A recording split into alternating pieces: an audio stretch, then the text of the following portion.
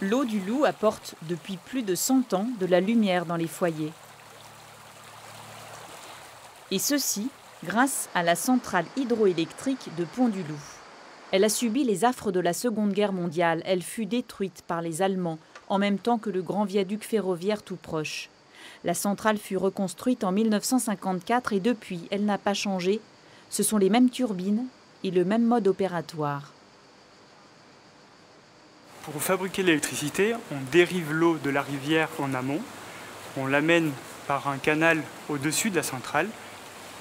Donc une fois l'eau dérivée, on utilise deux phénomènes, le débit et également la hauteur de chute, qui vont donc créer une force et entraîner l'alternateur qui est en somme une grosse dynamo et pour créer ainsi l'électricité.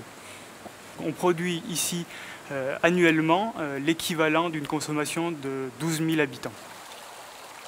L'électricité n'est pas le seul cadeau offert par le Loup. En descendant le fleuve, différentes bâtisses rappellent un passé où l'on fabriquait du pain ou du ciment grâce à ce cours d'eau. Le superbe Moulin des Bars à la Colle-sur-Loup en est un exemple. Il appartient depuis 1993 à un couple d'Anglais amoureux de l'endroit.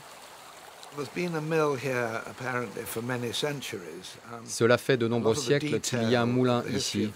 Pendant la Seconde Guerre mondiale, beaucoup de documents sur son histoire se sont perdus. Il a cessé de fonctionner à la fin du XIXe siècle. Il servait à concasser de la pierre pour fabriquer le ciment et le crépi, pour des bâtiments de Nice par exemple.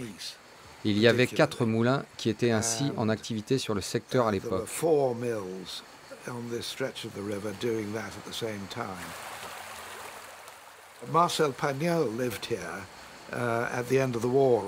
Marcel Pagnol a vécu ici après-guerre et il a fait des travaux. Et il a même tourné un film ici. Tu l'avais vu? De loin? Oh, ben alors tu n'as pas vu grand-chose. J'entends comme elle craque.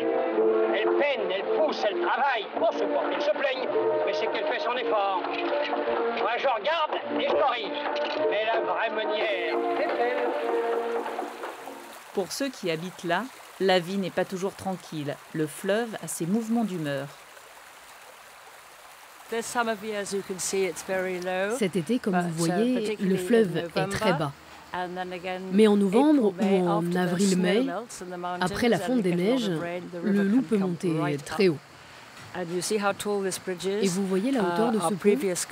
Un de nos gardiens a vu un jour une caravane passer juste dessous. Ça peut être très violent.